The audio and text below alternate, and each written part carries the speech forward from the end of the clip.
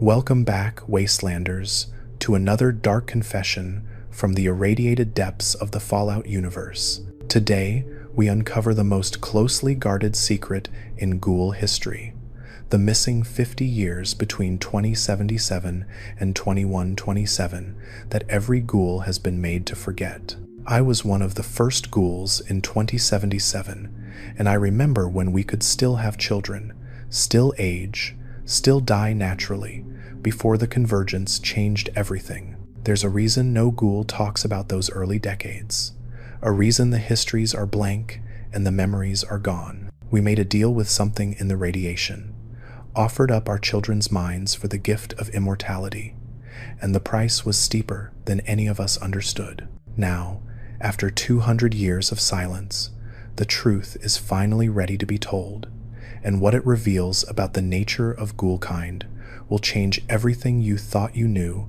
about the Wasteland.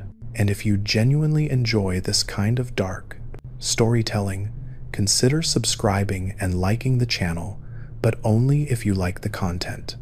This entire script is narrated from the first-person perspective of a character from the Fallout universe. Their identity remains hidden throughout the story. After you've heard everything, try to guess which character is speaking in the comments below. The first person to guess correctly will have their comment pinned. They told me the radiation would kill me. That was 218 years ago. My name is Marcus Ashford, and I need you to understand something before I say another word. Everything you think you know about Ghouls is a lie we told you, a lie we told ourselves. A lie we had to believe because the truth would have broken whatever was left of our minds after the convergence took everything else. I was there at the beginning. Not just the beginning of Ghoulkind, but the beginning of the silence. The 50 years nobody talks about. The 50 years that don't exist in any terminal, any holotape, any Brotherhood archive, or follower's medical record. Between 2077 and 2127, something happened to us, something we did to ourselves, and I'm the only one left who remembers all of it. October 24th, 2077, one day after the bombs turned the world to ash and glass. I woke up in a drainage ditch outside Bakersfield, with my skin sloughing off in sheets, and my lungs full of what felt like burning sand. The sky was the color of a bruise that wouldn't heal, and the air tasted like copper and ozone. I should have died. Everyone said I should have died. My wife Eleanor found me 3 days later, and she screamed when she saw what I'd become. But here's the thing that nobody tells you about those first days. Here's the secret that got buried with the old world. I could still feel everything. Not just physically, though that was its own special hell. I mean emotionally, spiritually, completely. I was still Marcus Ashford, the man who taught history at Bakersfield High, who coached the junior varsity baseball team, who kissed his daughter goodnight every evening and read her stories about knights and dragons until she fell asleep. The radiation hadn't taken that from me. Not yet. Eleanor didn't run. She stayed. She held my hand even though the texture of my skin made her flinch. And 2 weeks later, when the lesions spread across her own body, when her hair fell out in clumps and her fingernails turned black and separated from the beds, she looked at me and smiled. She actually smiled, because at least we'd be monsters together. What you need to understand is that the first Ghouls weren't like what you see wandering the wastes today. We weren't these shambling, isolated wrecks, hated and feared by everyone with smooth skin. In those early days, we were something else entirely. We were the immune, the adapted, evolution's answer to humanity's final and greatest mistake, and we were fertile. I know that contradicts everything the followers teach, everything the medical texts claim, everything the old Ghouls tell young smoothskins when they ask uncomfortable questions. Ghouls can't reproduce, they say. Ghouls are sterile. The radiation saw to that, but they're wrong. They're not lying to you. Not exactly. They just don't remember. They can't remember. The convergence made sure of that. In those first weeks after the bombs, Eleanor and I made our way to Vault 12 beneath Bakersfield. You know the story, or you think you do. The vault where the door was designed not to close. Vault-Tec's little experiment to study what radiation would do to a sealed population. The survivors called themselves the first Ghouls, and eventually they'd found a city called Necropolis on the ruins above. But the official history leaves out the most important part. We weren't alone down there. There were children. Sarah was born on January 15th, 2078.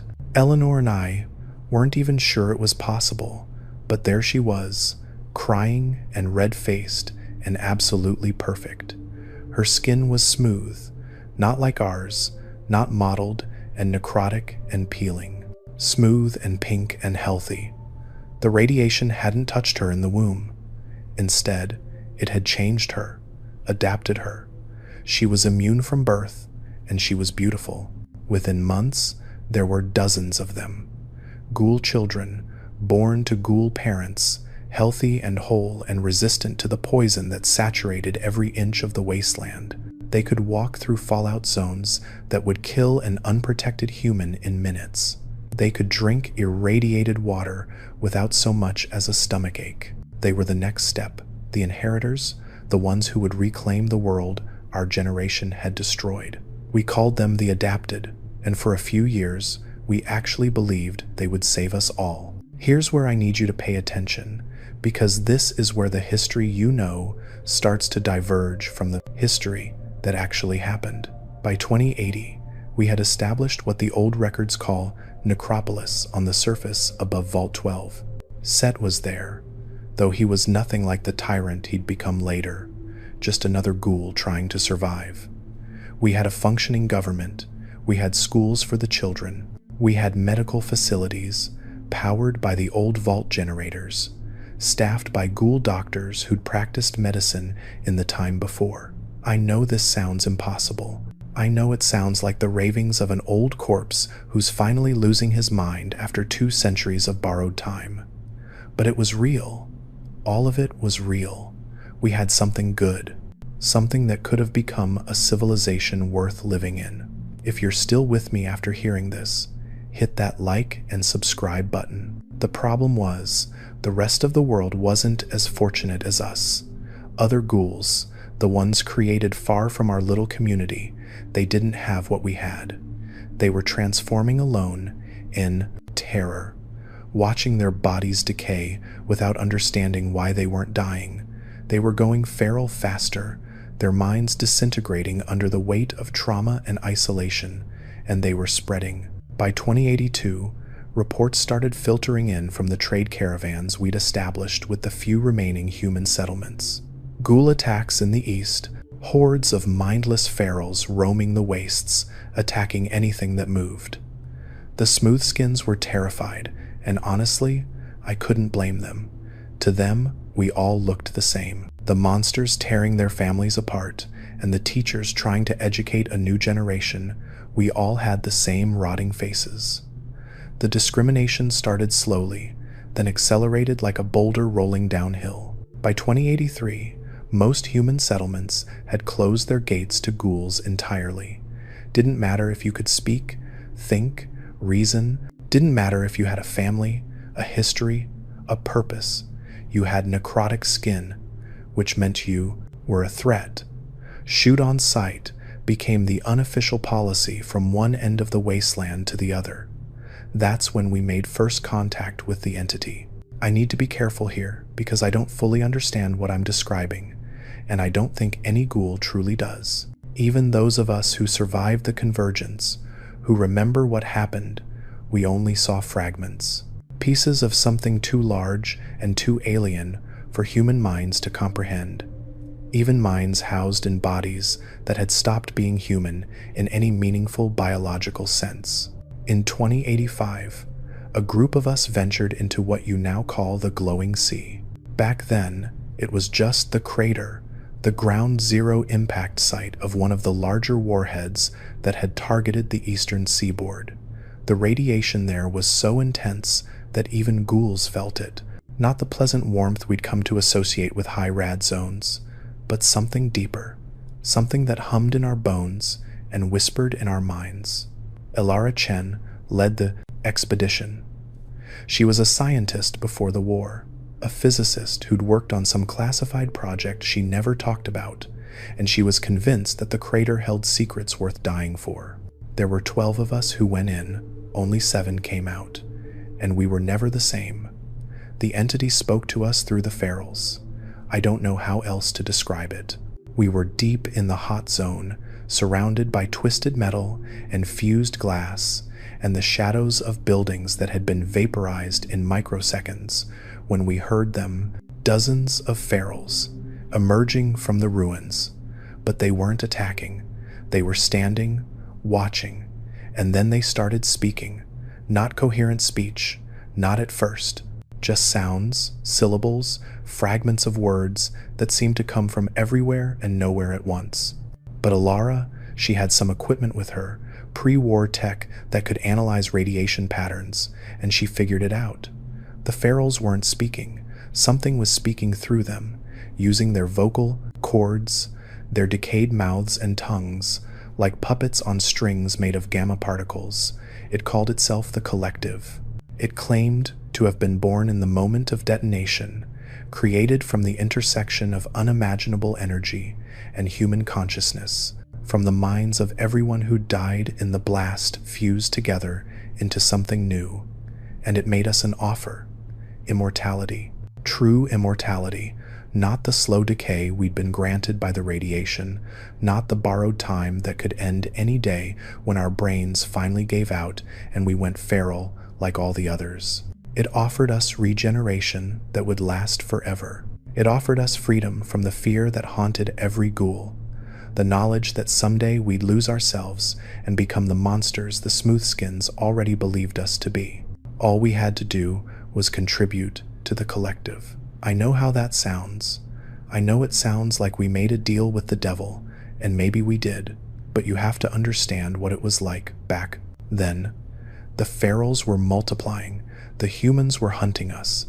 Our children, the adapted, they were our only hope for the future, and we would have done anything to protect them. Anything to ensure they'd have a world worth inheriting. So we said yes. Not all of us. Not right away. But word spread among the ghoul communities, through Necropolis and the smaller settlements that had sprung up in the years since the war, and the idea took root. A way to live forever. A way to never go feral. A way to finally beat the radiation that had remade us without asking permission. The convergence began on March 7th, 2127. I remember the date because it was Sarah's birthday. She would have been 50 years old, though she still looked 17. That was the first sign something was wrong with the adapted. They aged, but slowly. So slowly that you wouldn't notice unless you were watching for it. Sarah had been 17 for over a decade by then, frozen in place while the world moved on around her. I was in Necropolis when it happened, standing in the market square, trading for supplies, when suddenly I wasn't alone in my own head anymore. It hit all at once. Every ghoul in the settlement, maybe every ghoul on the planet, we all felt it simultaneously, a presence sliding into the spaces between our thoughts. Not hostile, not exactly, but not gentle either. It was like having a hand close around your brain and squeeze, just enough to let you know it could crush you if it wanted to. And then we were connected. I could feel them, all of them, the ghouls in Necropolis, the ones in the scattered settlements across the wastes, the ferals wandering the ruins, every single transformed human being on Earth linked together in a web of consciousness that spanned the entire irradiated world.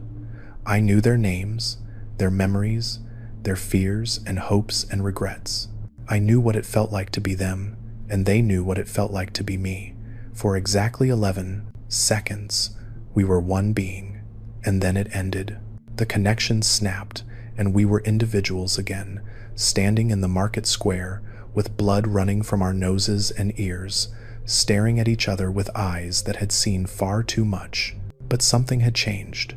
I could feel it immediately in the way my body moved, the way my cells hummed with energy that hadn't been there before. I could feel my tissue regenerating, damaged cells being replaced faster than they could decay. The ache in my joints that had plagued me for 50 years was simply gone, and when I cut my hand on a piece of scrap metal, the wound closed in seconds, sealed itself like it had never existed. We had our immortality. The collective had delivered on its promise. The price came later. Eleanor found me that evening, sitting in our quarters in the old vault, staring at the wall. She knew something was wrong. She'd felt the convergence too, felt the presence in her mind, and she was afraid. "Marcus," she said, "the children." I didn't understand at first. I was still processing what had happened, still trying to sort through the borrowed memories that were fading like dreams upon waking. But then I saw her face, and I understood. Sarah hadn't moved in hours. Our daughter was standing in the corner of the room, exactly where she'd been when the convergence hit. Her eyes were open. She was breathing. But there was nothing behind her gaze. No recognition, no awareness, no spark of the brilliant girl who'd learned to read at 4 and was doing calculus by 8. Just emptiness. And she wasn't the only one. All across Necropolis, the adapted were the same, standing or sitting wherever they'd been when the connection formed, alive but absent, their minds wiped clean like terminals that had been reset to factory settings. We tried everything. We talked to them, shook them, screamed at them. The Ghoul doctors ran every test they could think of, scanned their brains with pre-war medical equipment, pumped them full of stimulants and sedatives and everything in between. Nothing worked. The adapted were gone. Their bodies remained, but whatever had made them who they were had been taken in the convergence. That was when we understood what the collective had meant by contribute.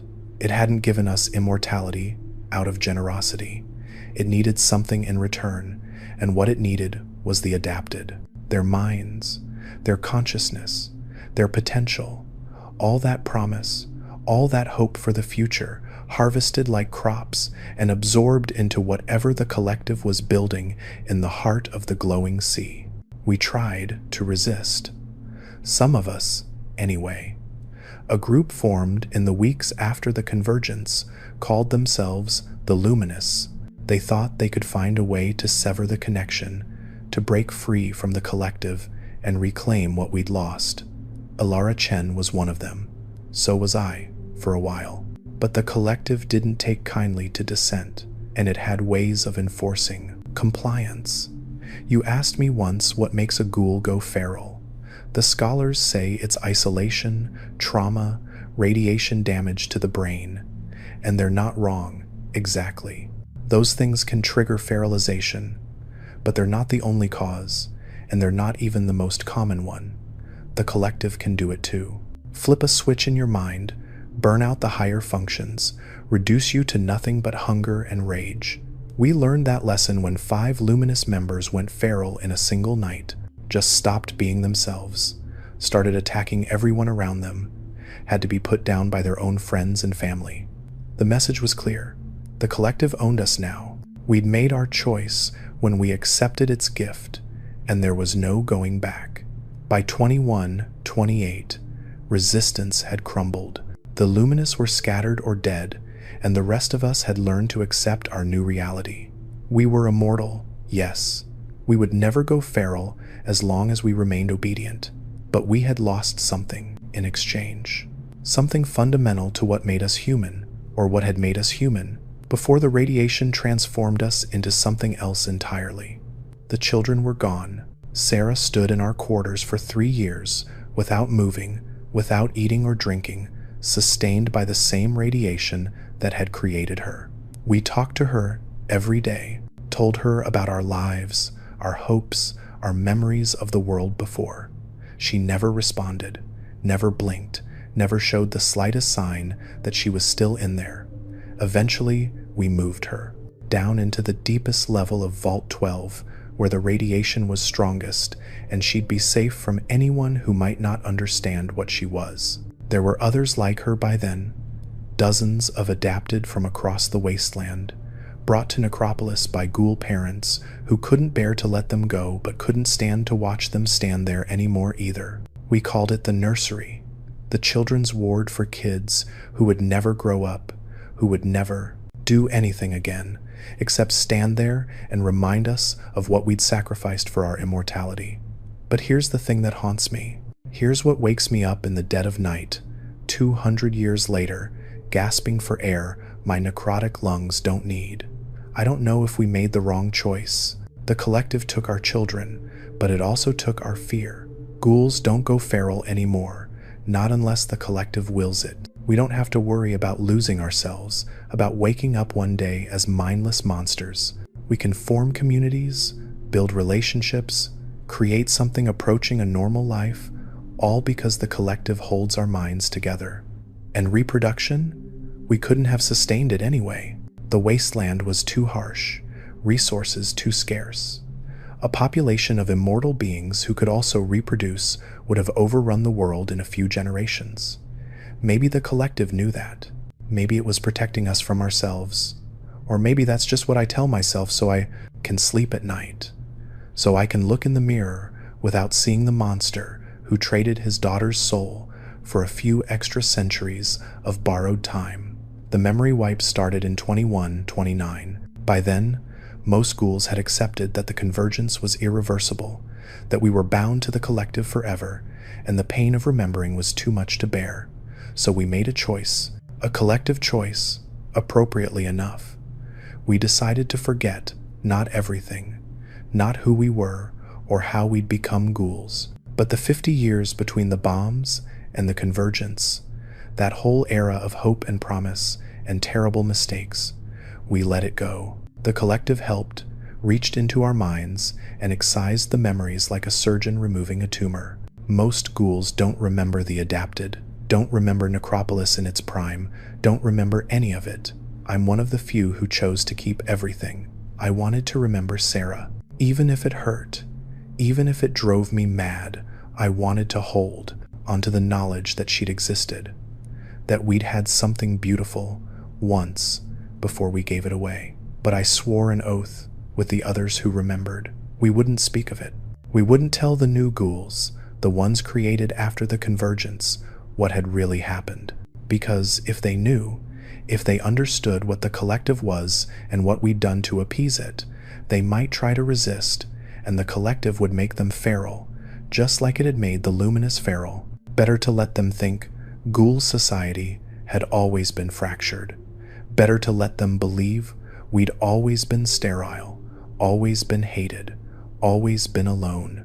The truth was too dangerous. The truth could destroy us all. So we built new histories, told stories about Set taking over Necropolis by force, about ghouls being solitary creatures by nature, about the impossibility of reproduction being a fundamental fact of our biology. And year by year, decade by decade, the lies became truth. The new generations believed them because they had no reason not to. The old ghouls believed them because they couldn't remember anything else. Only a handful of us carried the weight of what really happened. And one by one, over the centuries, the others let go too, found the burden too heavy, asked the collective to take their memories, slipped into the comfortable amnesia that made existence bearable. Now I'm the last, the final ghoul who witnessed the missing 50 years, the only living being who knows what we sacrificed for our immortality and what might still be waiting in the glowing sea. Because the collective isn't gone, it's still there, in the heart of the crater, pulsing with the consciousness of every ghoul who's ever lived and died and been absorbed into its mass. And sometimes, in radiation storms, I can still hear it whispering, offering to finish what we started. The years after the memory wipes were strange, empty in a way I hadn't anticipated. I'd chosen to remember, but that meant I was surrounded by ghouls who looked at me like I was speaking a foreign language whenever I mentioned the old days. They'd smile politely, nod along, then change the subject to something they actually understood: trading routes, settlement politics, the latest smooth-skinned caravan that had refused to do business with necrotic post-humans. I learned to keep my mouth shut. learned to nod along with their version of history, to pretend I believed the same lies they did. But it was lonely. God, it was lonely. Eleanor had taken the wipe in 2131, said she couldn't stand waking up every morning and remembering Sarah's empty eyes, said it was easier to forget she'd ever had a daughter than to carry the weight of what we'd done. I didn't blame her. I still don't. But after that, we weren't the same. How could we be? She'd look at me sometimes with this confused expression, like she knew there was something important she'd forgotten, something that connected us, beyond the surface-level details of our shared existence. But she could never quite grasp it, and I could never bring myself to tell her. We drifted apart over the next few decades, not dramatically, not with anger or betrayal, just slowly, the way a river splits around a rock and becomes two separate streams. By 2160, we were living in different settlements. By 2180, I hadn't seen her in years. I heard she went feral somewhere around 2200. I don't know if that's true. I don't think I want to know. The wasteland changed around me while I tried to figure out what to do with eternity. New factions rose and fell. The super mutants emerged from their vats beneath the military base, the Master building his unity from the bones of the old world. The Brotherhood of Steel locked themselves in their bunkers with their precious technology. The new California Republic planted its flag and started dreaming of empire. And the Ghouls? We did what we'd always done, survived, hid, built little communities where we could be left alone, then watched them get destroyed by someone who decided we didn't deserve to exist. Necropolis fell to the super mutants in 2157. Most of the Ghouls I'd known in the old days were killed in the assault. The survivors scattered across the wasteland, some heading north to found Gecko, others drifting east toward what would eventually become the Mojave. I went east, didn't have a destination in mind, just wanted to put distance between myself and the memories that clung to every corner of California. Ended up in the desert, wandering through ruins that didn't mean anything to me, sleeping in abandoned buildings that had never held anyone I loved. That's when I started noticing the ferals. Not in the usual way. I'd seen plenty of ferals over the decades, put down more than a few who'd attacked me or threatened settlements I was passing through. But these were different. They weren't aggressive. They weren't mindless. They were watching. The first time it happened, I was camped in an old gas station outside Prim. Woke up in the middle of the night with that feeling you get when someone's staring at you, and there they were, 3 ferals, standing in the doorway, their eyes reflecting the moonlight like animals. But they didn't move, didn't attack, just stood there, watching, for hours. When the sun came up, they wandered away like nothing had happened. I told myself it was coincidence. Ferals are unpredictable. Maybe they just lost interest, but it kept happening. Different ferals, different locations, always the same behavior. Watching, waiting, like they were keeping tabs on me. That's when I understood they were still connected. The ferals we'd thought were mindless, the ones we'd assumed had lost everything that made them people, they were still part of the collective, still receiving instructions, still serving whatever purpose the entity in the glowing sea had designed for them, which meant the collective was still watching me too. I want you to think about something. Every ghoul you've ever met, every necrotic post, human wandering the wasteland with their memories intact and their minds their own, they all have one thing in common. They recognize each other instantly. Doesn't matter if they've never met, doesn't matter if they're from opposite ends of the continent. 2 ghouls see each other for the first time, and there's this immediate understanding, this sense of kinship that goes beyond shared experience or common appearance. The scholars say it's because we're a persecuted minority. That trauma bonds us together, makes us instinctively trust our own kind. And that's part of it, sure, but it's not the whole truth. The convergence never fully ended. The main connection broke after those 11 seconds, but something remained, a residue, a thread linking every ghoul who was alive when it happened, and every ghoul who's been created since. We recognize each other because on some level, some deep subconscious level we can't access or control, we're still sharing thoughts, still part of the same network. The collective made us a hive mind, and then it let go of the reins. But it didn't dissolve the hive. It's still there, lurking beneath the surface of every ghoul's consciousness, waiting for someone to pick up the controls again. What do you think would happen if someone did? If the collective decided to reassert itself, to reactivate the full connection and make us one being again? Would we lose ourselves like the adapted did? Would we become puppets, our bodies walking and talking but our minds absorbed into something larger? Comment below and tell me what you think. I spent the next few decades trying to learn more about what we'd unleashed. Traveled to the glowing sea twice, hoping to make contact with the collective, to understand what it wanted and whether there was any way to free ourselves from its influence. Both times, I was turned back by the ferals. They weren't watching anymore. They were hurting, pushing me away from the crater, making it clear that I wasn't welcome.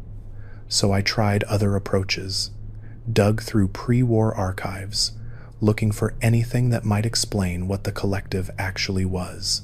Talked to other old ghouls, the ones who'd chosen to remember, trying to piece together a fuller picture of the convergence from their fragmented recollections. Most of them were useless.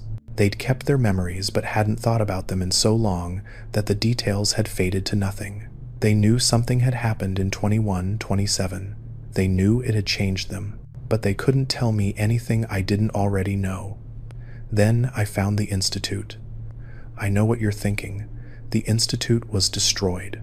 The sole survivor saw to that, or the Brotherhood did, or the Railroad, depending on which version of history you believe. But the Initest Command Institute I'm talking about wasn't the one under the Commonwealth. It was something older.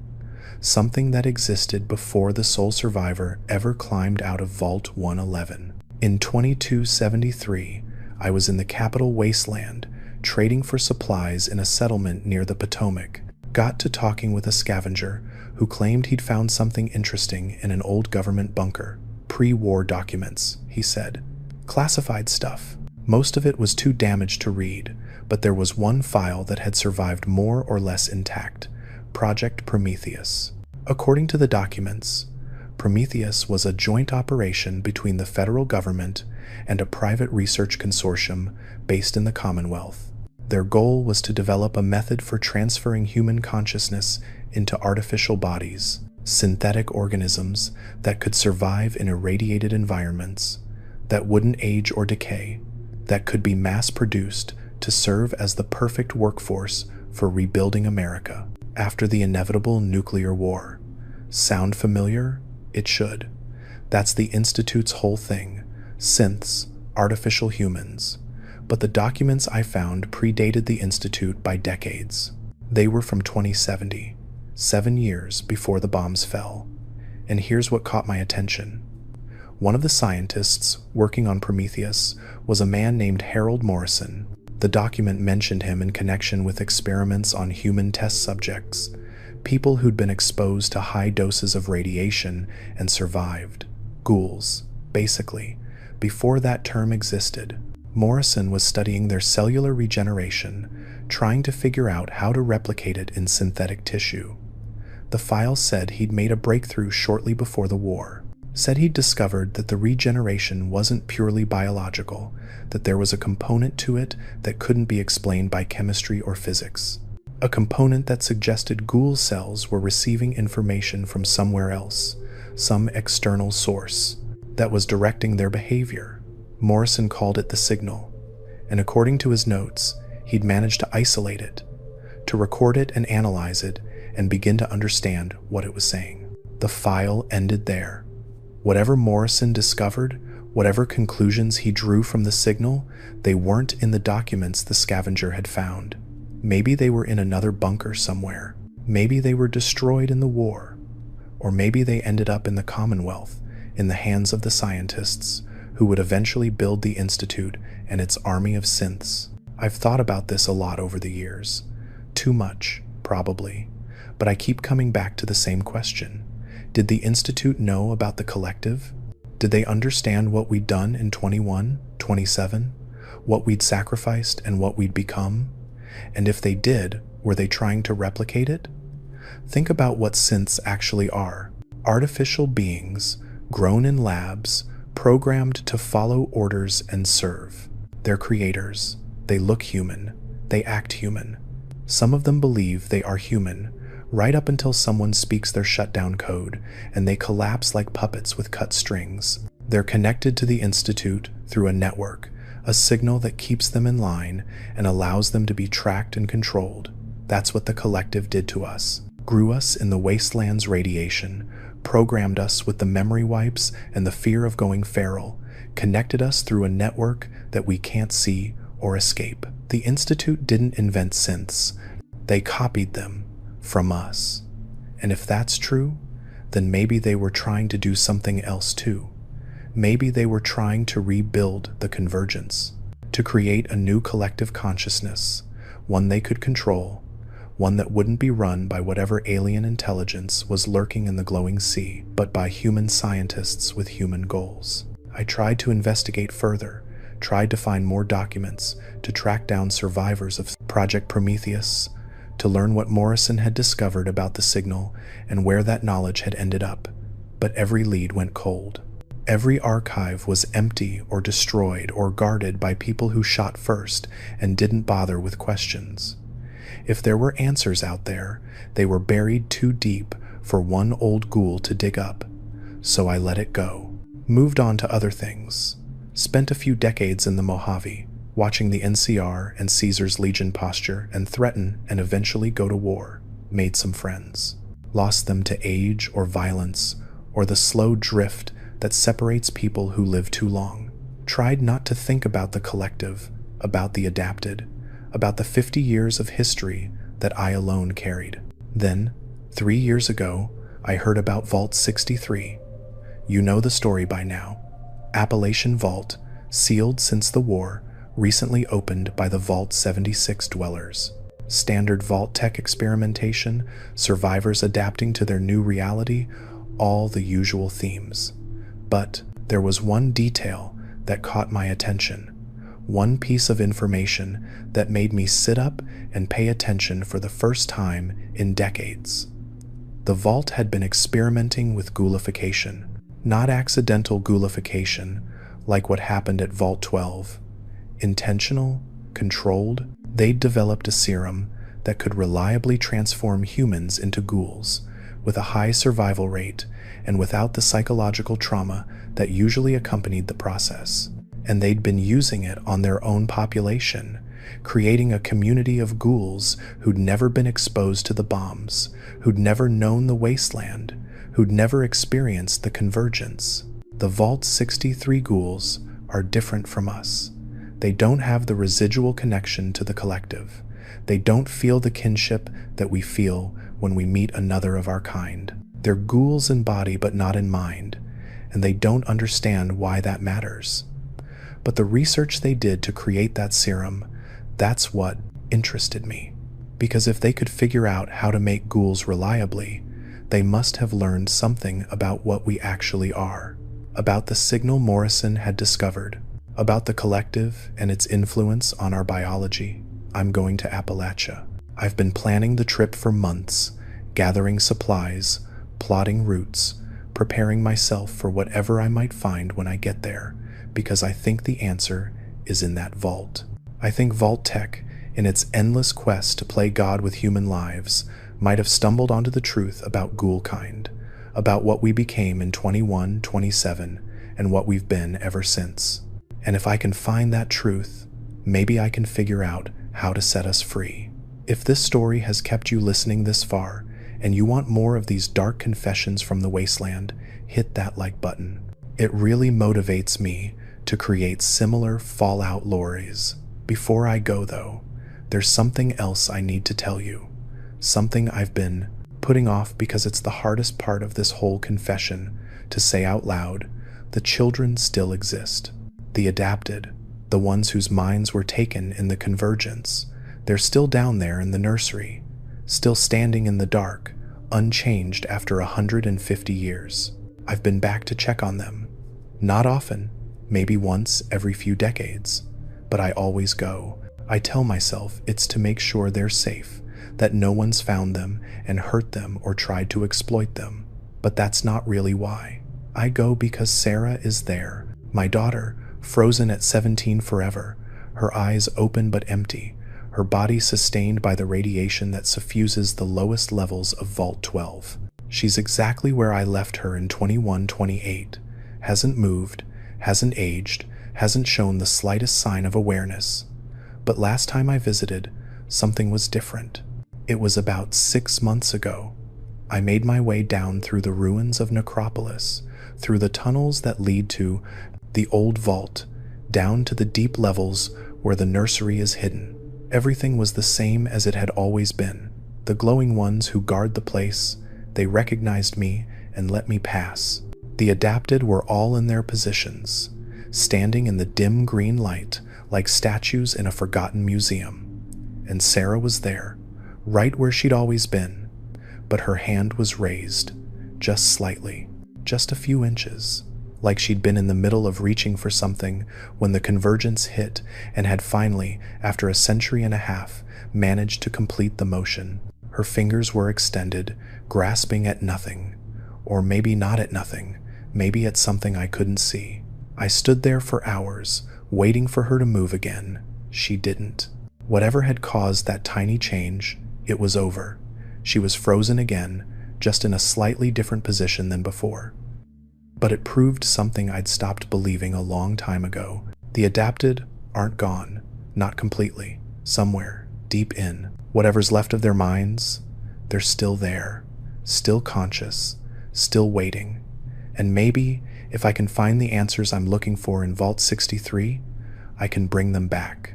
That's the hope I'm carrying with me to Appalachia, the desperate, probably delusional hope that I can undo what we did, that I can break the collective's hold on us, free the children we sacrificed, and finally make peace with the choices we made in those missing 50 years. But I'm not naive. I know the odds are against me. I know the collective won't let go of what it has without a fight, and I know there are people out there who would do anything to stop me if they understood what I was trying to do. Here's the thing about secrets. They want to be told. They want to escape, to spread, to become common knowledge. And the secret of the missing 50 years has been buried for so long, has been pressing against the walls of my mind with such force that I'm afraid it's going to break free whether I want it to or not. That's why I'm telling you this. That's why I'm recording this confession, this testimony, this warning. Because if something happens to me in Appalachia, if the collective decides I've become too dangerous and sends its ferals to silence me forever, someone needs to know the truth. Someone needs to understand what we did and why we did it, and what might still be done to fix it. But I also need you to understand the risks. If you know what I know, you become a target. The old ghouls who still remember, the ones who took the oath with me back in 2129, they'll come for you, not because they're evil, not because they want to hurt you, but because they believe the truth will destroy us. They think the collective will punish any ghoul who learns about the convergence, and they're probably right. So here's my question for you. Is the truth worth dying for? If you knew a secret that could set people free, but might also get you killed, would you spread it or keep it to yourself? Think about that and let me know in the comments.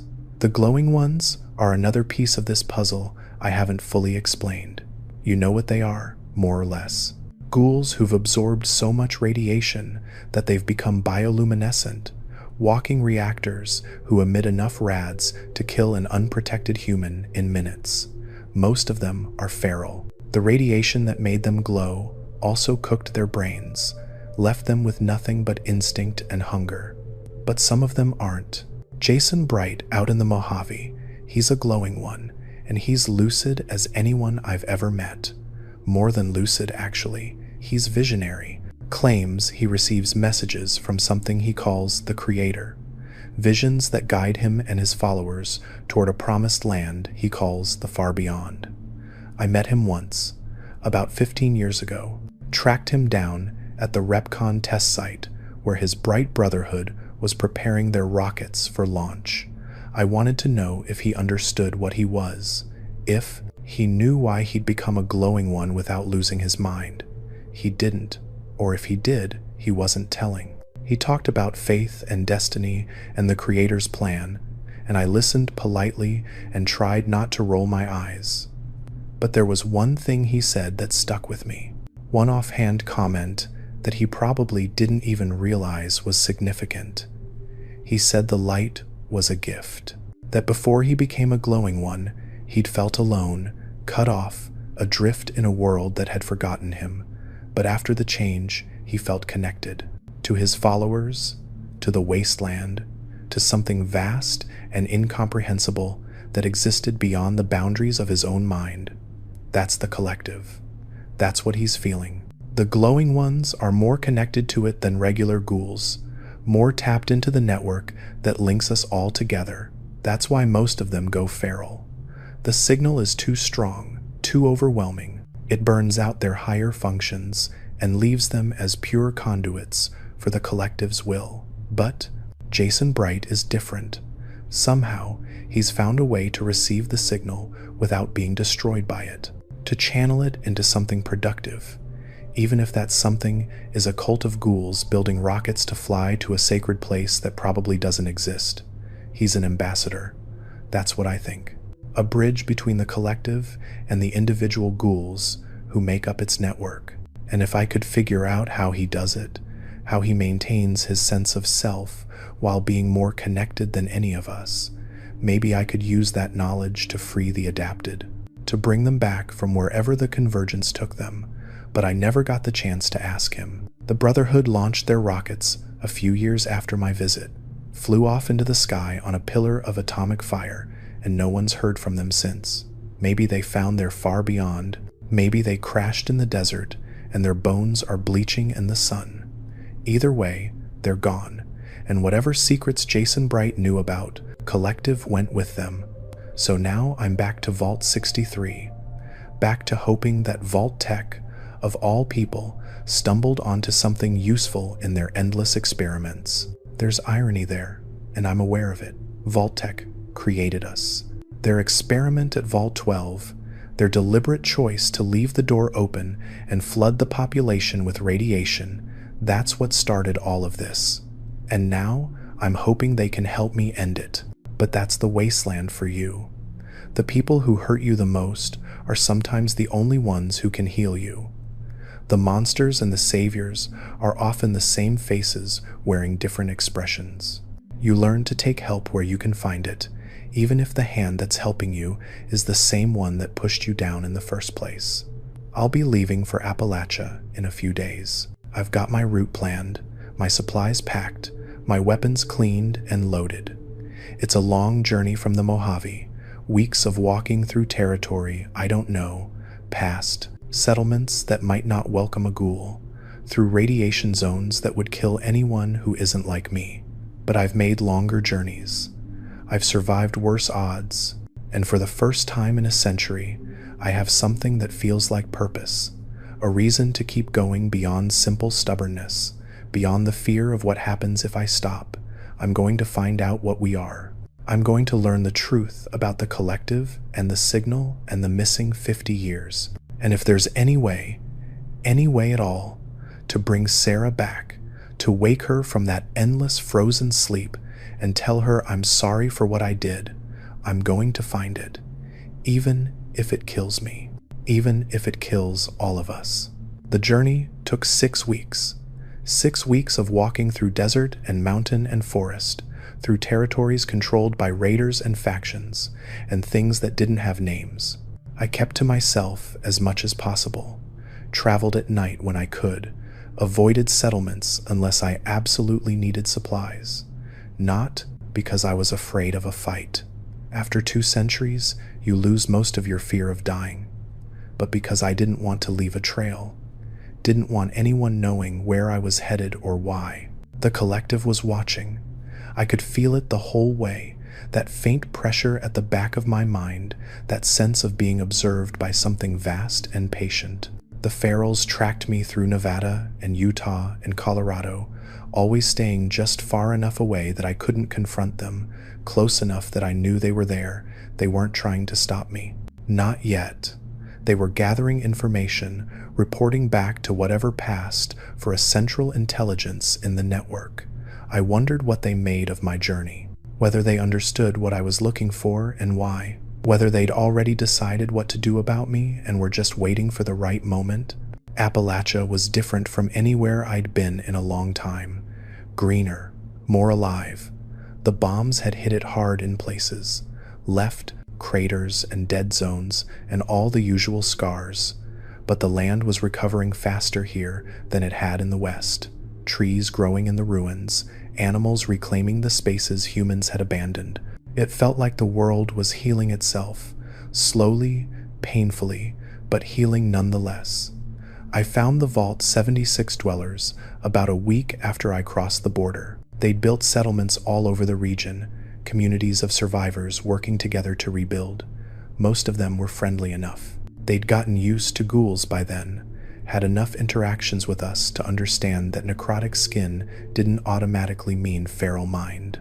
A few of them even invited me to stay, to join their communities, to contribute whatever skills I'd picked up in 2 centuries of wandering. I declined, politely but firmly. I wasn't there to settle down. I wasn't there to build a new life. I was there for answers, and I couldn't afford to get distracted by the comforts of community. Vault 63 was harder to find than I'd expected. The dwellers knew about it, of course. It had been all over their radio stations when the seal broke and the first ghouls emerged from its depths. But the vault's location was kept quiet, protected by the ghoul community that had formed around it. They called themselves the Revenants, and they didn't trust outsiders. It took me 2 weeks to make contact. 2 weeks of asking questions in the right places, dropping hints that I was one of the old ones, that I had knowledge worth trading. Eventually, word got back to someone who mattered, and I woke up one morning with 3 ghouls standing over my bedroll. They didn't introduce themselves, didn't explain who they were or what they wanted, just told me to follow them if I wanted to see the vault. So I did. The Revenant settlement was built into the side of a mountain, hidden from casual observation by rocks and vegetation, and what I suspected was deliberate misdirection. Probably 100 ghouls, living there, maybe more. They had farms, workshops, a medical clinic, all the infrastructure of a functioning community. It reminded me of Necropolis in the early days, before Set took over, before everything went wrong. Their leader was a woman named Lucia Harwick. She'd been human before the vault opened, one of the scientists who'd worked on the ghoulification serum, and she'd been among the first to test it on herself. She was maybe 40 years transformed, which made her practically a newborn by my standards, but she had a sharpness to her that I respected, a sense that she understood more about what we were than most ghouls ever bothered to learn. She met me in her office, a converted storage room deep in the settlement's main building. There was a desk, a few chairs, filing cabinets full of papers and holotapes. Nothing fancy, nothing that suggested she thought of herself as anything more than an administrator trying to keep her people alive. Marcus Ashford, she said, looking at a file in front of her. Born 1942, ghoulified October 24th, 2077, one of the first, one of the oldest still walking. You've done your research. We do our research on everyone who comes asking questions about the vault. She closed the file and looked at me. What I can't figure out is why you're here. You're not looking to join us. You're not looking to trade. So what do you want? I thought about lying. Thought about giving her some cover story that would get me access to the vault's records without revealing what I was actually after. But something about her made me think that would be a mistake, that she'd see through it and throw me out before I learned anything useful. So I told her the truth, all of it. The convergence, the collective, the adapted, the 50 years of history that had been erased from Ghoul memory. I told her about Sarah, about Eleanor, about the choice we'd made and the price we'd paid. I told her about the signal Morrison had discovered and my theory that the Institute had tried to replicate it. I told her everything I'd spent 2 centuries keeping secret. She listened without interrupting, without reacting really, just sat there with her hands folded on the desk, taking it in, processing it. When I finished, she was quiet for a long time. "That's quite a story," she said finally. "It's not a story, it's what happened." I didn't say I don't believe you. She leaned back in her chair. "I'm just trying to figure out what you expect me to do about it. I want access to your research. The ghoulification serum, the work you did to create it. You must have learned something about what we are, about the mechanism that makes transformation possible. I need to see that research." "Why?" "Because I think it might help me understand the collective, and if I can understand it, maybe I can find a way to break free from it, to free all of us." She studied me for a long moment. "You know what I think?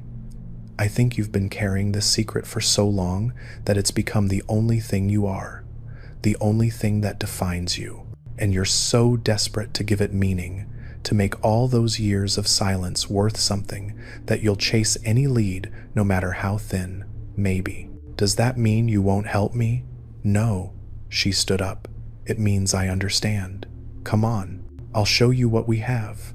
The vault was exactly what I'd expected, and nothing like it at the same time. Standard Vault-Tec design, all clean lines and institutional colors, built to house a population for decades or centuries if necessary. But there was something off about it, something that felt wrong in a way I couldn't immediately identify. Then I realized what it was: the radiation. Every vault I'd ever been in had some level of background radiation. Leaks in the reactor, contamination from the surface, just the general accumulation of 2 centuries of atomic decay. But Vault 63 was hot. Not dangerous, not to a ghoul, but noticeably elevated, like the whole structure was gently irradiated. "The serum," Lucia explained as we walked. "It requires a specific radiation environment to work properly. We had to modify the vault systems to maintain the right levels." "How did you figure that out?" "The specific levels, I mean." She glanced at me. "We had help." She didn't elaborate, and I didn't push, but I filed the comment away for later. The research wing was 3 levels down, past living quarters and common areas, and all the other spaces a vault needed to function. It was locked behind a security door that required Lucia's personal code to open, and beyond it was a laboratory that would have made any pre-war scientist weep with envy. Equipment I didn't recognize. Terminals displaying data I couldn't interpret. Samples in containers, tissue and blood, and other biological material, all labeled with codes that meant nothing to me. This wasn't a simple medical facility. This was serious research, the kind of work that could change the world if it got into the right hands or the wrong ones. The ghoulification serum was the final product, Lucia said, leading me through the lab. But the research that led to it started decades before the war. You were right about that much. There was a signal. Our predecessors detected it in the 1960s before they even understood what radiation could do to human biology. The 1960s? That's before the resource wars, before any of the events that led to the Great War. Yes, it was a military project, originally. They were trying to develop soldiers who could survive in irradiated environments, super soldiers, essentially. But they kept running into the same problem. The radiation would transform the subjects, give them regeneration and immunity, but it would also destroy their minds. Every single test subject went feral within days of transformation, so they studied the ferals, tried to figure out what was happening to their brains. Exactly, and that's when they found the signal. She stopped in front of a terminal and pulled up a file. They didn't know what to call it at first. Background radiation noise, they thought. Interference from the equipment. But it was too consistent, too structured. It was carrying information. I looked at the data on the screen. Waveforms and frequencies and patterns I couldn't make sense of. What kind of information? Instructions? Commands? The signal was telling the transformed cells what to do. How to regenerate, how to process radiation, how to maintain biological function despite what should have been fatal damage. She pulled up another file. The ferals weren't going mindless because of brain damage. They were going mindless because they were receiving the signal without any filter. It was overriding their consciousness, turning them into pure receivers. And the ghouls who don't go feral, they have some kind of natural resistance, a buffer that lets them receive the signal without being overwhelmed by it. We don't fully understand how it works, but we've been able to replicate it in the serum. That's why our ghouls don't go feral. We give them the buffer along with the transformation. I thought about what she was telling me, about the implications. You said your predecessors found the signal in the 60s, but the bombs didn't fall until 2077. The collective didn't exist until the glowing sea was created. No, it didn't. So, where was the signal coming from? Lucia was quiet for a moment. We don't know. The original researchers never figured that out. They could detect it, analyze it, even block it to some extent, but they couldn't trace its source. It seemed to come from everywhere and nowhere at once. That's not possible. Signals have sources, transmitters, origins. I know. And yet, she shrugged. There are theories. Some of our scientists think the signal is a natural phenomenon. Background radiation from the universe itself, carrying information the way starlight carries data about distant suns. Others think it's artificial, that someone or something created it, maybe millions of years ago, and it's been propagating through space ever since. And what do you think? She looked at me with those sharp eyes. I think it doesn't matter. The signal exists. It's been shaping life on this planet since before humans evolved, and now it's shaping us. Where it comes from is less important than what we do with it. I stood there in the lab, surrounded by equipment and data and the accumulated knowledge of decades of research, and I felt something I hadn't felt in a very long time. Hope. Real hope, not the desperate delusion I'd been carrying since I first heard about Vault 63. Because if the signal predated the collective, if it had been there all along, then maybe the collective wasn't the source of our transformation. Maybe it was just another receiver, another consciousness that had learned to tap into the signal and use it for its own purposes. And if that was true, then maybe it could be unplugged, disconnected from the network, shut down like a terminal that had outlived its usefulness. I need to see everything, I said. All your research, every file, every experiment, every theory your people have developed. I need to understand this. Lucia nodded slowly. I thought you might say that, and I'm willing to give you access on one condition. Name it. You tell me about the children. The adapted, you called them. The ones whose minds were taken in the convergence. She held my gaze. Are they really still alive? Yes. Where? In Vault 12, in Necropolis, hidden in the deepest levels where the radiation is strongest. And you think they can be brought back? That their minds can be restored? I thought about Sarah, about her hand raised slightly after 150 years of stillness. I think something is still in there, some part of them that survived the convergence. Whether it can be restored, whether they can be made whole again, I don't know, but I have to try. Lucia was quiet for a long moment. Then she turned back to the terminal and entered a series of commands. Files started appearing on the screen, dozens of them, research and analysis and experimental data stretching back decades. Everything we have, she said, take as long as you need. I spent 3 weeks in that lab, 3 weeks reading files and studying data and trying to make sense of research that was often over my head. I'm not a scientist. I was a history teacher before the war, and 2 centuries of survival in the Wasteland hadn't exactly given me time to pick up a degree in biology or physics. But I pushed through. made notes, asked questions when I got stuck, and the revenant scientists were patient enough to answer them. What I learned changed everything I thought. I knew about Ghoulkind. The signal wasn't just instructions. It was a carrier wave, a medium through which consciousness itself could be transmitted. The ferals weren't being overwritten by commands from some external source. They were being absorbed, their minds uploaded into the signal, merged with whatever else was in there, added to a collective consciousness that had been growing since the first living thing was exposed to radiation and survived. We were all part of it. Every ghoul who'd ever existed, every feral who'd lost themselves, every glowing one who'd burned too bright and gone mad. Our minds were in the signal, contributing to it, being shaped by it. The collective I'd encountered in the glowing sea wasn't an alien entity. It was us. All of us, merged together, speaking with one voice. And the adapted hadn't been taken. They'd been uploaded, copied into the signal so completely that nothing was left behind in their bodies.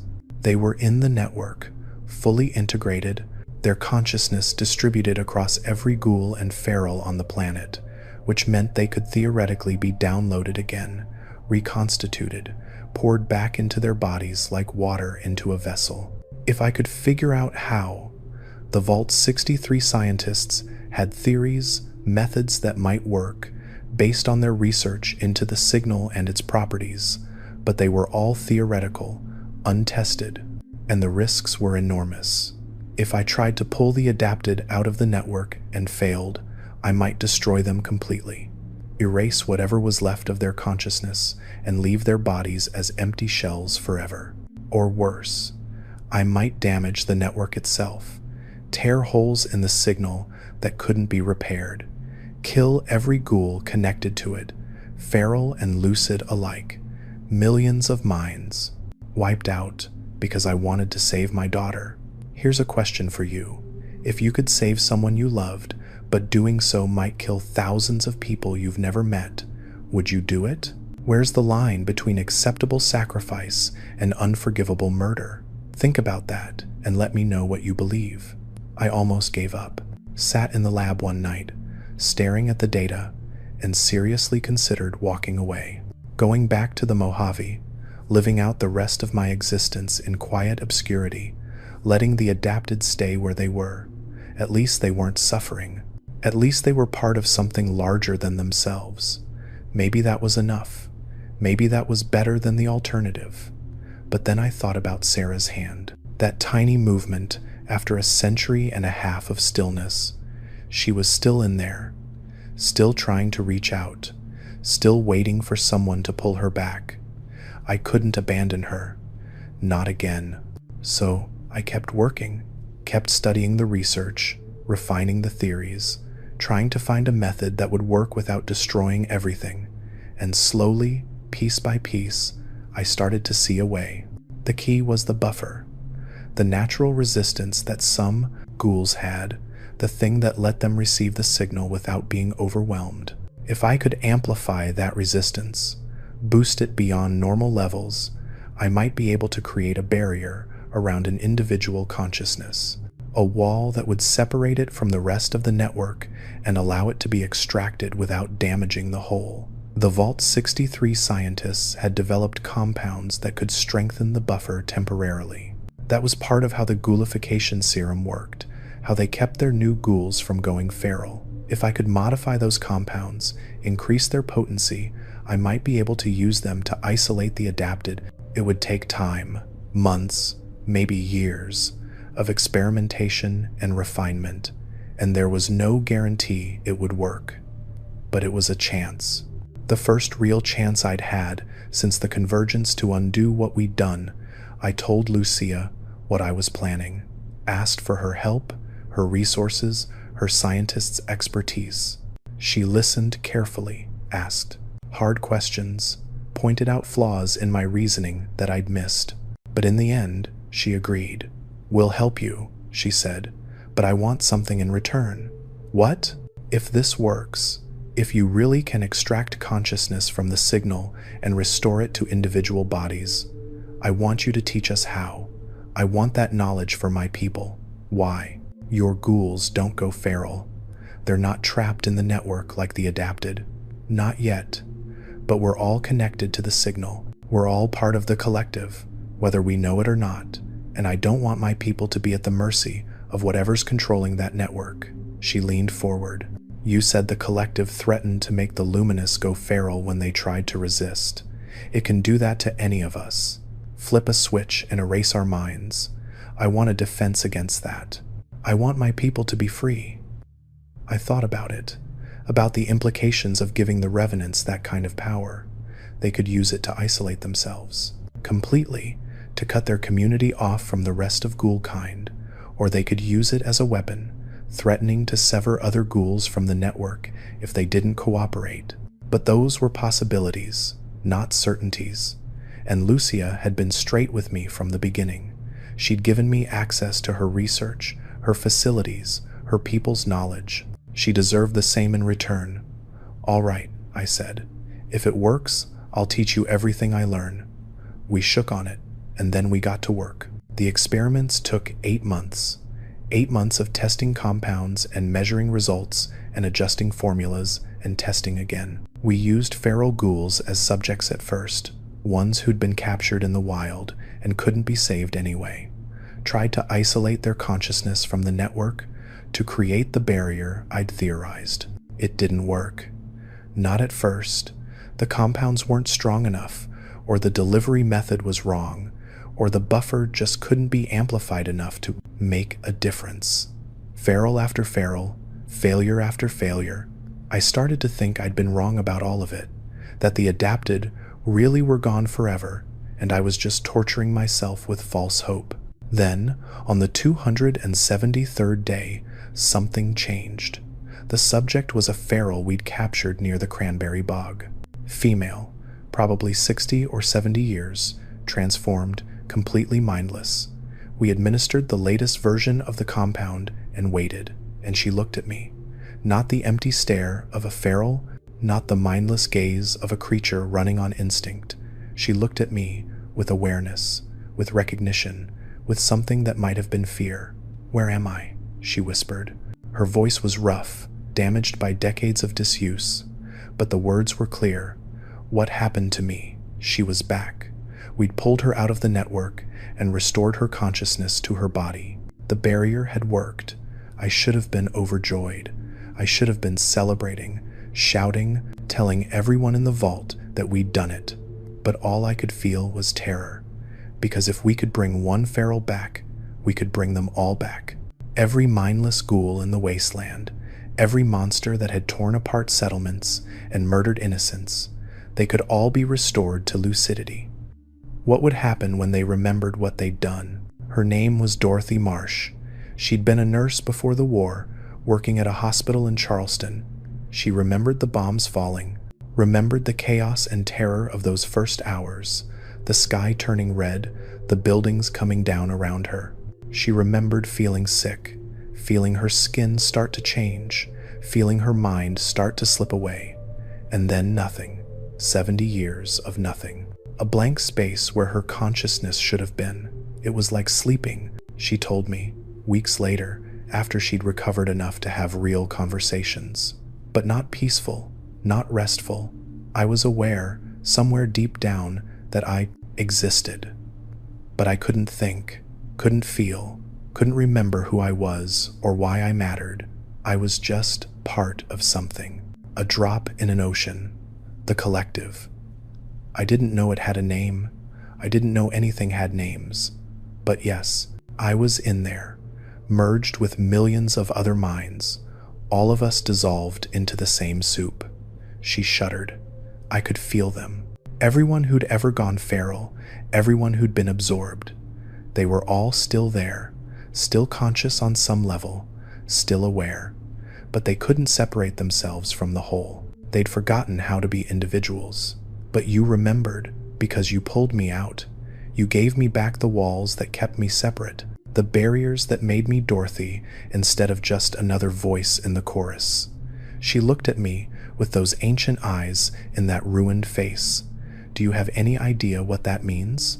What you've done? I did. That was the problem. I understood exactly what I'd done, and it terrified me more than anything had in 200 years. We'd proven that consciousness could be extracted from the collective, that the absorbed minds weren't destroyed, just distributed, that with the right tools and the right knowledge, any ghoul could be pulled back from the network and restored to individual existence, including the adapted, including Sarah.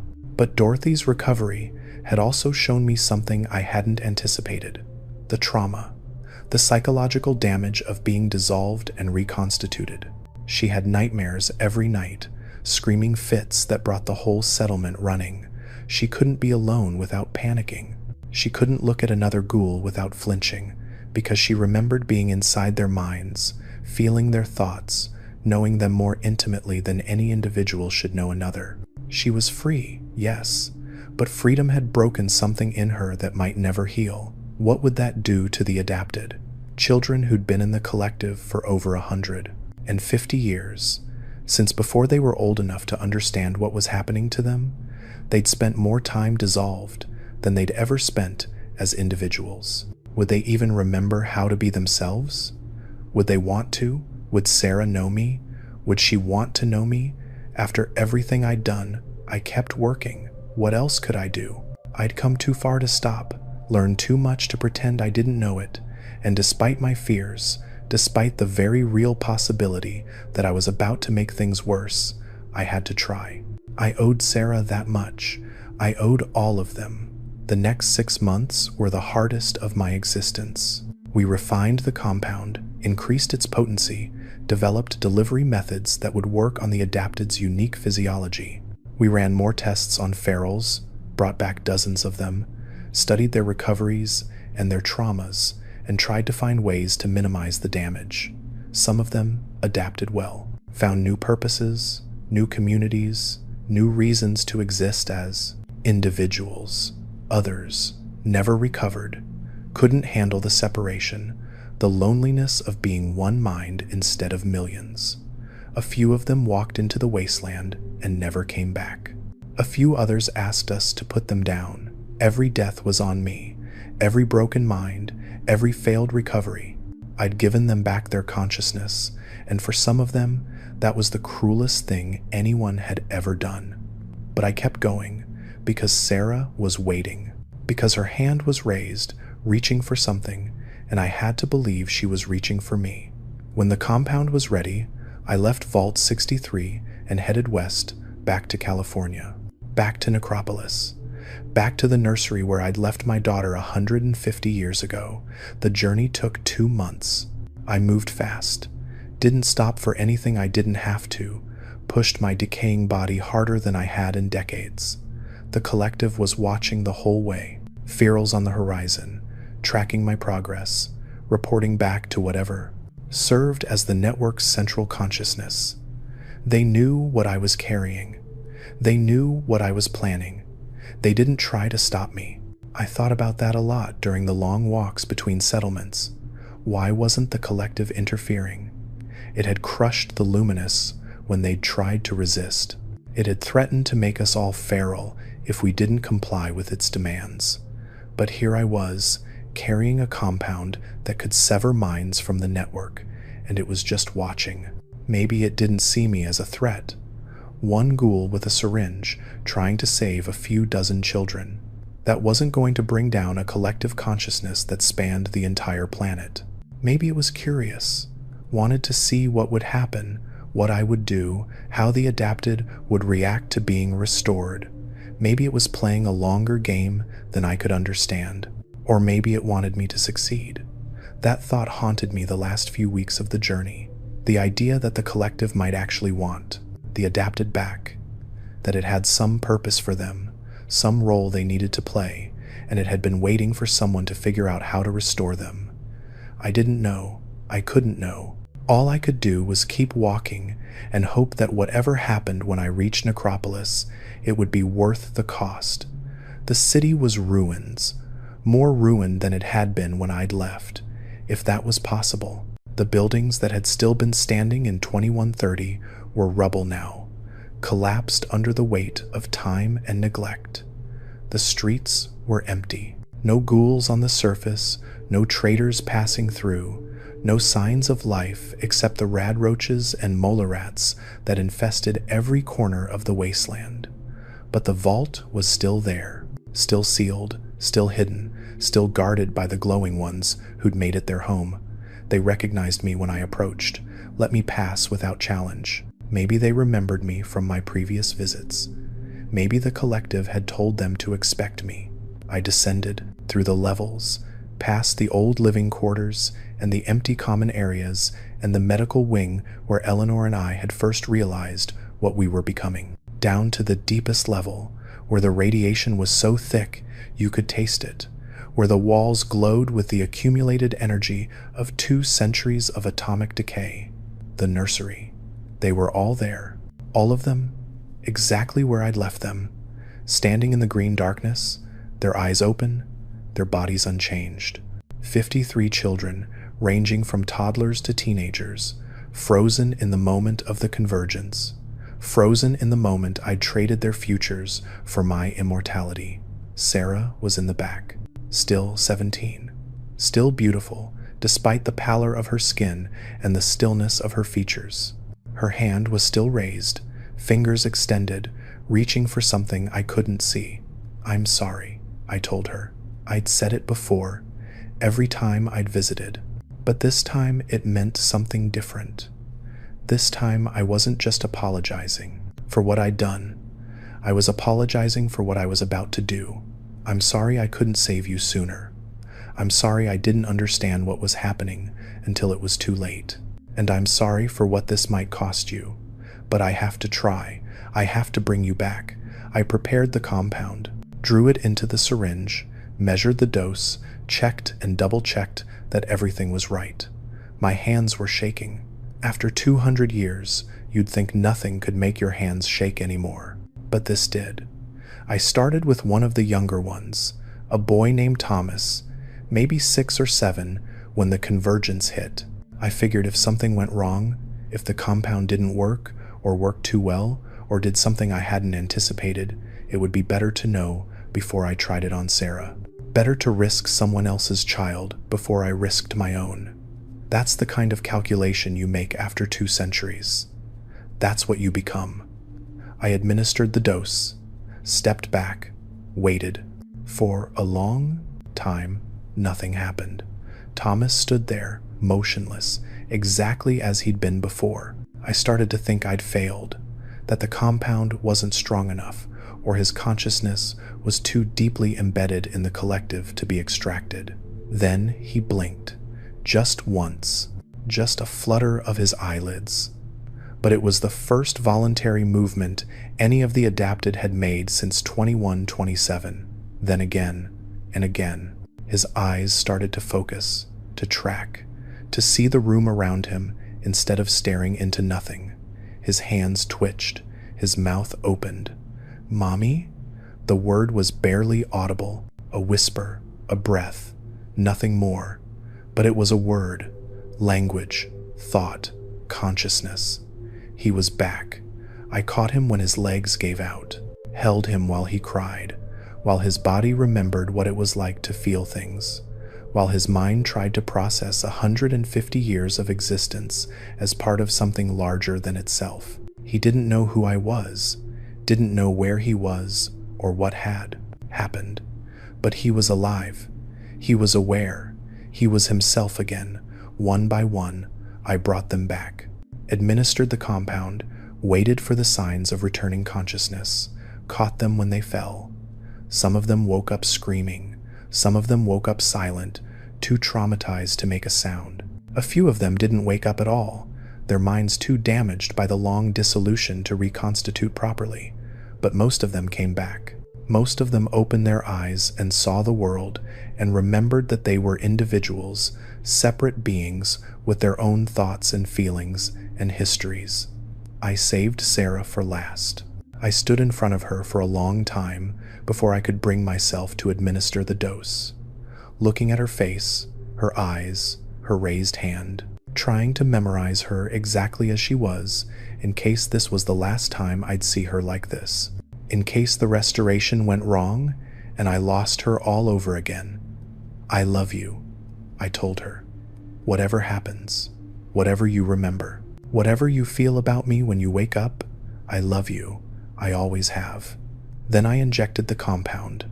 The wait was longer this time. Minutes stretched into what felt like hours while I watched for any sign of change. Her eyes stayed fixed on the distance. Her hand stayed raised. She didn't blink, didn't twitch, didn't give any indication that the compound was having any effect. I started to panic, started to think I'd waited too long, that 150 years was too much, that Sarah was gone forever and I'd never get her back. Then her fingers closed. Slowly, so slowly I almost missed it. But they closed, curling into a fist, completing the motion she'd started back in 2127, and she looked at me.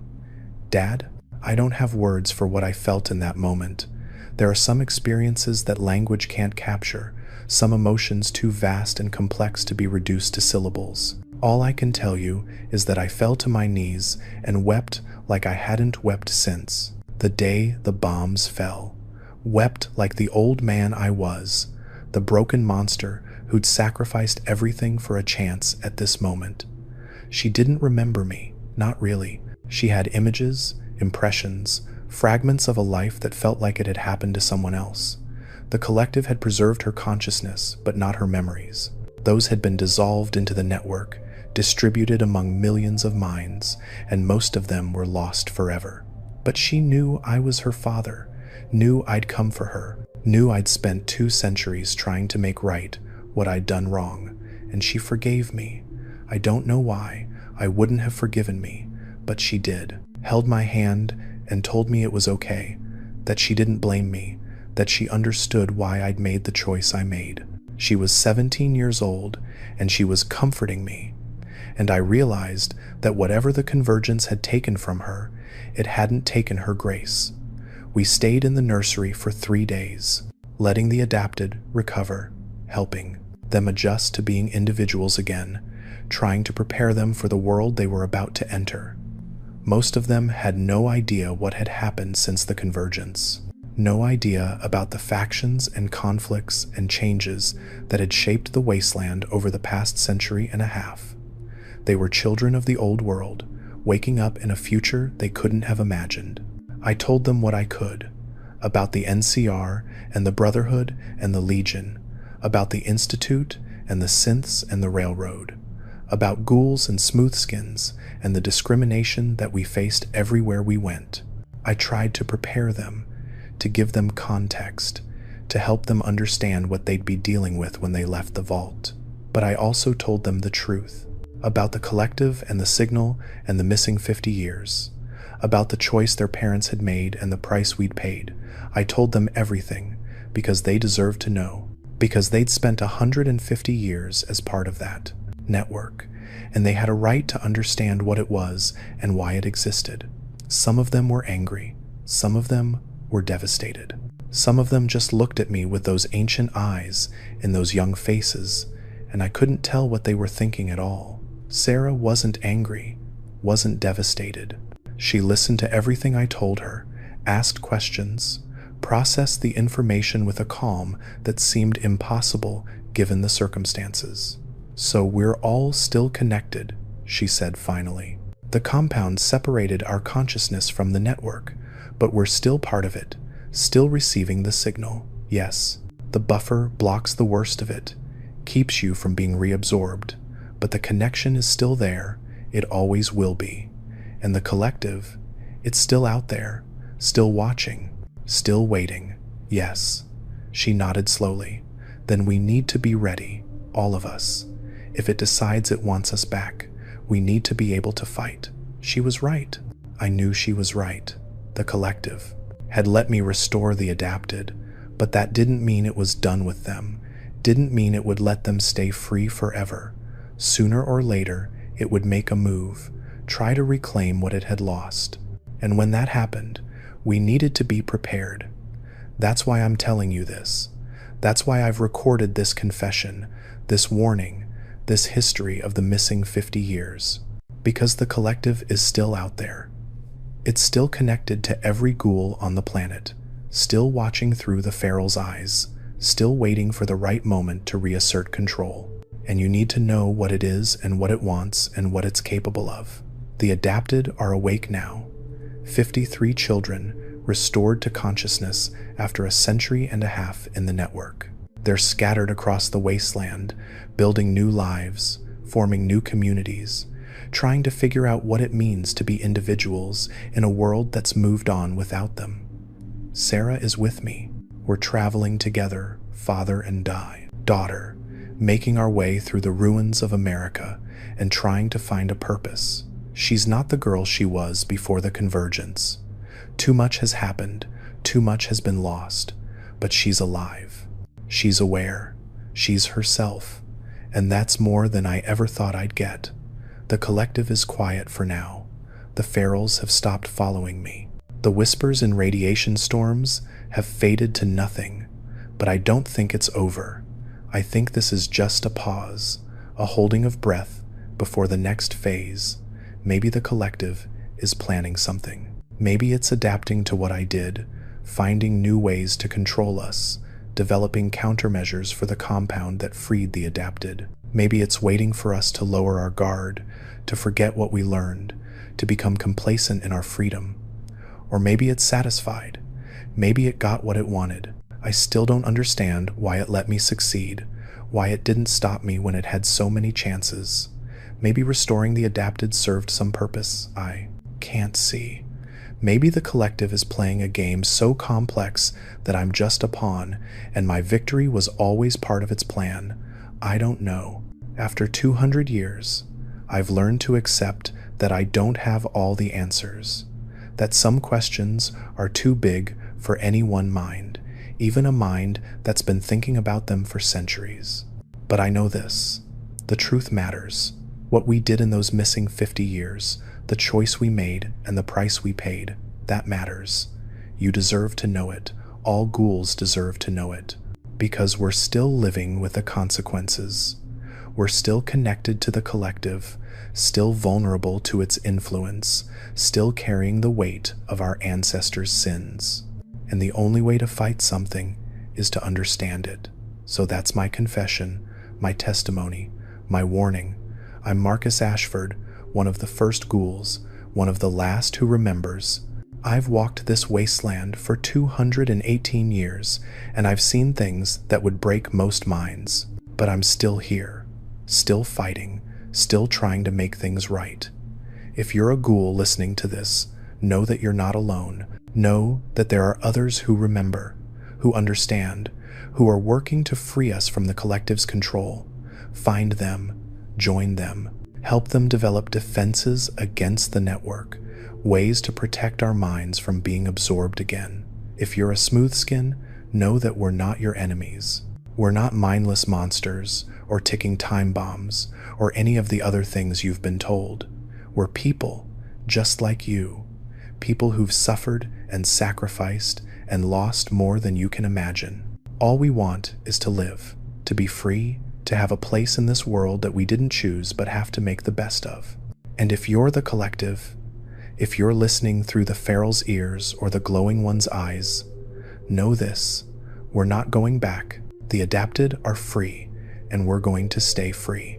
Whatever you're planning, whatever move you're going to make, we'll be ready, we'll fight, and we'll win, because that's what we do, that's what we've always done. Ghouls survive, it's what we're made for. If this confession meant something to you, leave a like. It's the only way I know you liked the video. One more thing before I go. I've been talking about the collective as if it's some alien thing, some external force that's controlling us against our will. But that's not entirely true. The collective is made of us. Our minds, our memories, our experiences, everything that's been absorbed into the network is still there, still part of the whole.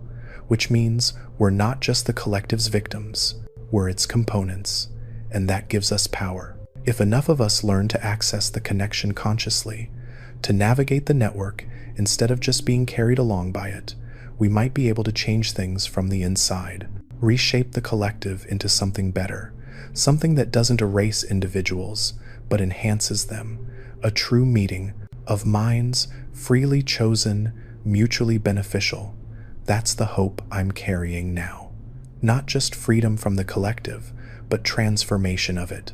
The chance to take the thing that's haunted us for 2 centuries and turn it into a gift. Maybe that's naive. Maybe the collective can't be changed, only escaped or destroyed. But after 200 years of cynicism, I think I've earned the right to a little hope. Sarah thinks so too. She remembers what it was like in the network, remembers the billions of minds she was merged with, and she doesn't think they're evil, just lost, just waiting for someone to show them another way. We're going to try. That's all I can promise. We're going to try to find that other way, to build something new from the wreckage of the old. And if we fail, at least we'll fail while fighting for something worth believing in. That's more than most people get. Stay safe out there, Wastelanders.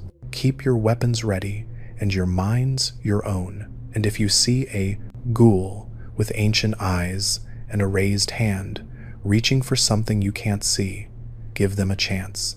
They might be one of ours. End of confession.